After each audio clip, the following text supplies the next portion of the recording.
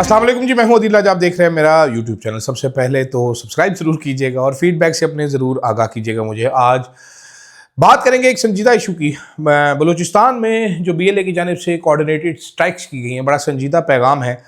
बड़ी संजीदगी से हमें इसके ऊपर गौर करना चाहिए, देखना चाहिए, क्योंकि हमें ये बताया गया था कि बलूचिस्तान की बेस्ट गवर्नमेंट है। मुझे तो CM बलूचिस्तान नज़र नहीं आए, पता नहीं किधर हैं। सुना यह है कि वो इस्लामाबाद में है और फिर ख़वातीन को इस्तेमाल किया जा रहा है BLA की जानिब से। एक तशवीशनाक बात है। फिर जियो पोलिटिकल सिचुएशन देखें तो मज़ीद तशवीशनाक हो जाती है। फिर हम देखें, अगर हम अनकम्फर्टेबल साइड पे जाएं तो सवालात करें तो सवालात हैं इंटेलिजेंस फेलियर के। सबसे पहले कि हमारी एजेंसियाँ सो रही थी, पुलिस का फेलियर नज़र आया, ज़िले इंतज़ामिया का फेलियर नज़र आया। उसके बाद आखिर में आप खुद ही देख लीजिए कि कोयटा शहर में अगर धंधनाते फिर रहे हैं। फिर हमें जो बताया जाता था जी इंडिया से ये लेते हैं और इधर से लेते हैं, वो बशीर ज़ेब जो BLA का सरबराह है वो मोटरसाइकिलों पे होंडा 125 पे उधर भागा फिर रहा है बलूचिस्तान में।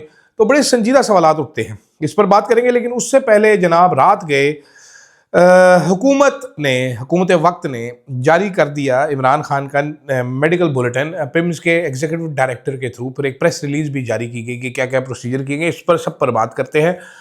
सबसे पहले बल्कि इसी पर बात कर रहे हैं। इसमें सबसे इंटरेस्टिंग चीज़ ये है कि रात गए सहाफ़ियों को, बहुत सारे सहाफ़ियों, न्यूज़ चैनल्स को ये भेजा गया ED का बयान। और ये बयान जो पिम्स के एग्जीक्यूटिव डायरेक्टर का इमरान खान की सेहत से मुतल्लिक है, ये बयान जनाब हुकूमत वक्त ने नहीं भेजा, ना पिम्स की जानिब से भेजा गया। इतना थोड़े को बहुत जाने और ये समझ लीजिए। तो मालूम ये पड़ता है कि अब परेशानी जो बनी थी, जो बोंगी मारी गई थी, वो बोंगी को कवर अप करने का टाइम आ गया है। और पिम्स का जो एग्जीक्यूटिव डायरेक्टर है वो बता रहे थे कि ये हुआ, ये ट्रीटमेंट हुआ, ये ट्रीटमेंट हुआ, ये ट्रीटमेंट हुआ।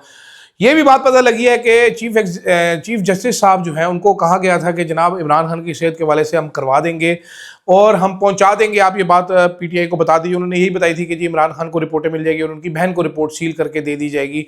इमरान खान की जो भी मेडिकल रिपोर्ट है, इतनी मतलब बैकफुट पे गई है एस्टेब्लिशमेंट और गवर्नमेंट इस मामले के ऊपर लेके। महमूद खान अजगज़ई का कंफ्यूजिंग बयान था कि इमरान खान की सेहत को इतना कोई मसला नहीं है, आप फोकस 8 फरवरी के रखें। क्यों मसला नहीं है भाई? आपको कैसे पता है नहीं मसला? या हुकूमत ज़्यादा बना रही है, नहीं बना रही? इस वक्त जो एस्टेब्लिशमेंट फोकस्ड है वो है कि फर्स्टली 8 फरवरी की कॉल को नाकाम करना है तहरीक इंसाफ की, ताकि हम ये कह सकें कि तहरीक इंसाफ बिल्कुल ख़त्म हो चुकी है। जो मुज़ाकरात की जो डील की बात है, मेरे हिसाब से, मेरी अंडरस्टैंडिंग में दो इसके वो आ रहे हैं।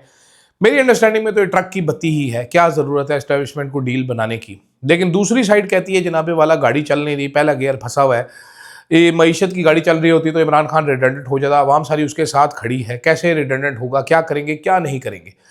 कल रात को आपको मैंने बता दिया था कि क्या कमज़ोरी ज़ाहिर की तहरीक इंसाफ ने सियासी कमेटी में, जब ये तहरीक तहफ़्फ़ुज़ आईन पाकिस्तान के चादर के पीछे छुपने की कोशिश करते रहे और महमूद खान अजगज़ई साहब को कहा कि आप कॉल दे दें। हालांकि जब महमूद खान अजगज़ई साहब ने ये बोला कि इमरान खान की सेहत बिल्कुल ठीक है, उस तरफ आप तवज्जो ना करें, तो जो सुहेल अफरीदी के चेहरे के तासुरात थे वो आप गौर कर लीजिएगा कि दाल में कुछ काला ज़रूर है। ये शायद वो कॉल नहीं थी जो चाहते थे सारे, लेकिन ये वो कॉल है जो दी गई है। अब सुहेल अफरीदी साहब ने आज ये भी बोला है कि हम तुम्हारी तरह नहीं, हम बड़ों की इज्जत करते हैं, तुमने तो कायदे आज़म की भी इज्जत नहीं की। साथ उन्होंने ये भी बोला है कि हमारे बड़ों ने हमारे हाथ बांध रखे हैं।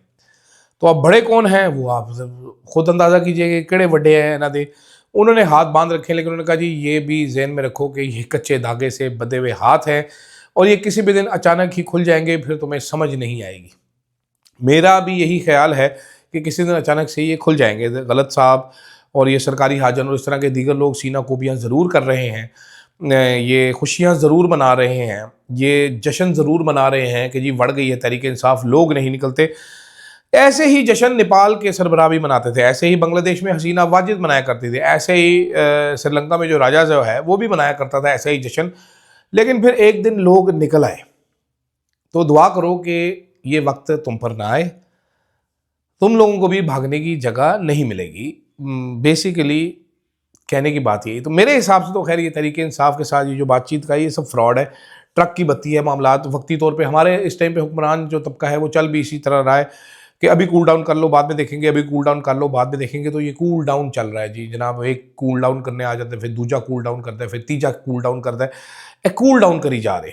ठीक है, ये मुल्क ऐसे चल रहा है कि अगले महीने तक निकाले ना उसके बाद देखते हैं, अगले महीने तक निकाले उसके बाद देखते हैं। जिस तरह शहबाज शरीफ साहब ने बताया कि जी मैं और फील्ड मार्शल साहब जाते हैं और सर झुका के खड़े हो जाते हैं, फिर पैसे मांग के आ जाते हैं, फिर दूसरे मुल्क में आ जाते हैं, हमने कैसे कैसे पैसे मांगे। वो इसको भी अपनी फनकारी बता रहे हैं कि जनाब कैसे कैसे हमने पैसे इकट्ठे किए। आप जनाब हजरात ज़रा ये देखिए, आपको लग समझ जाएगी, आपको ये हो जाएगा, आपको वो हो जाएगा। मतलब कमाल का बताया गया है कारनामा अपना कि हमने पैसे कैसे कैसे इकट्ठे कर लिए। दूसरी जानिब कोयटा से आने वाली, बलूचिस्तान से आने वाली हालात बड़ी तशवीशनाक हैं। DGISPR साहब ने ब्रीफिंग में हमें सबको, पूरी कौम को ये आगाही दी थी कि बलूचिस्तान की गवर्नमेंट बेस्ट गवर्नमेंट है, बलूचिस्तान का CM बेस्ट परफॉर्मिंग CM है। दहशत गर्दी का मसला देखें सिर्फ KP में है, बलूचिस्तान वाले जो ऐसे काम कर रहे हैं उसके नतीजे में दहशत गर्दी का मसला जो है वो कला कमा होकर रह गया। ये हो गया, ऑपरेशन की ज़रूरत KP में है। KP वाले चीखते रहे कि भाई ऑपरेशन नहीं करना, फिर आपसे बिग ब्लंडर हुआ, फिर उसके बाद बैक ट्रैक करना पड़ा हुकूमत को उस बिग ब्लंडर से। लेकिन आज हम क्या देख रहे हैं कि एक इतनी बड़ी कोऑर्डिनेटेड स्ट्राइक की BLA वालों ने, उसकी फुटेजेस जारी की, उसमें बशीर ज़ेब जिसके हमने कमर तोड़ देनी चाहिए थी अभी तक, वो मोटरसाइकिल होंडा 125 नसाता फिर रहा है कि मैं तो होंडा ही लैसा, ठीक है, crushing gravel and roaming around in Balochistan. फिर हमने देखा ख़वातीन भी इस कॉज में उनके शामिल हो रही हैं। ख़वातीन हमने अटैकर्स देखी पहली बार पाकिस्तान में। ये नया फिनोमिना है कि खातून अटैकर जो है वो भी गन उठा के लड़ने के लिए आई हुई थी। गो कि अभी हमें बताया जा रहा है कि जी 60 मार दिए, 65 मार दिए, 30 मार दिए। सवाल मेरा ये है कि जब ये अटैक प्लान हो रहा था उस टाइम पे हमारी इंटेलिजेंस फोर्सेस कहाँ थी? ये बेसिक सवाल है जो कि टीवी पे आज होना चाहिए था। अगर सहाफ़त ज़िंदा होती तो टीवी पे ये सवाल ज़रूर होता, लेकिन माजरत के साथ ख़त्म हो चुकी है तो टीवी पे सवाल नहीं हो रहा। सरकारी बयानिया चलेगा। सुबह सुबह टीवी चैनल्स को हदायत आ गई थी कि बलूचिस्तान पे जो अटैक हुआ है, सोशल मीडिया पे जो चल रहा है, इसको कवर नहीं करना। किसी ने कवर नहीं किया। उसका नतीजा क्या निकला? उसका नतीजा ये निकला कि ऑथेंटिक इन्फॉर्मेशन नहीं निकली, ऑथेंटिक इन्फॉर्मेशन रोकी गई। वो इन्फॉर्मेशन रुकी रही और उसके बाद BLA का बयानिया चलता रहा, सोशल मीडिया पे चलता रहा। ये हो गया, उनको ग्लोरीफाई करने वाली फुटेजेस BLA से मुंसलिक अकाउंट से आती रही, जबकि दूसरी तरफ जहाँ से इन्फॉर्मेशन आनी चाहिए थी, टीवी चैनल्स हमारे वो खामोश रहे। वो बसंत के इश्तिहारात चलाते रहे, वो बताते रहे मरीम नवाज़ कितनी बड़ी लीडर है, नवाज़ शरीफ साहब अगर टेंट खुजाएं तो तेल निकल आता है, शहबाज शरीफ साहब की मूँछों से सोना टपकता है। वो इस तरह की हमें खबरें सुनाते रहे पूरा दिन बैठ के। किसी ने नहीं बताया कि क्या हुआ, कोई इंडिपेंडेंट रिपोर्टिंग नहीं हुई, जिसके नतीजे में अभी मेरे जैसा बंदा कंफ्यूज बैठा है कि क्या हुआ है क्या नहीं हुआ। I don't know. खैर, I do know many things but I don't want to say कि आई नो। BLA वाले आते हैं, एक कोऑर्डिनेटेड स्ट्राइक करते हैं, हमारे सिक्योरिटी फोर्सेस के जवानों को शहीद करते हैं।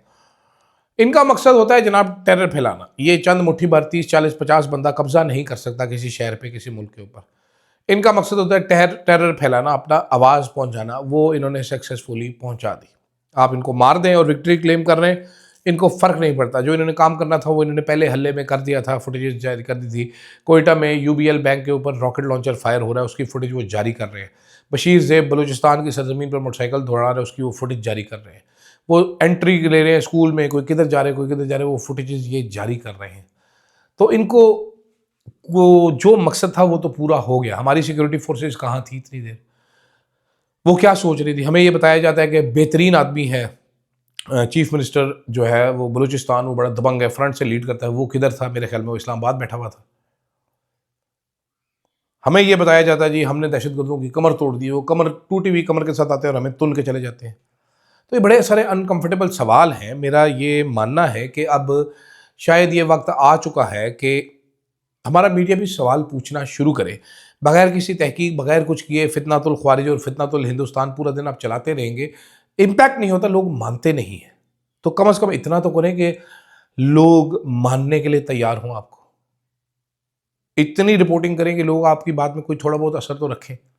खैर, फीडबैक अपना ज़रूर दीजिएगा। मुझे दीजिए इजाज़त। अल्लाह हाफ़िज़।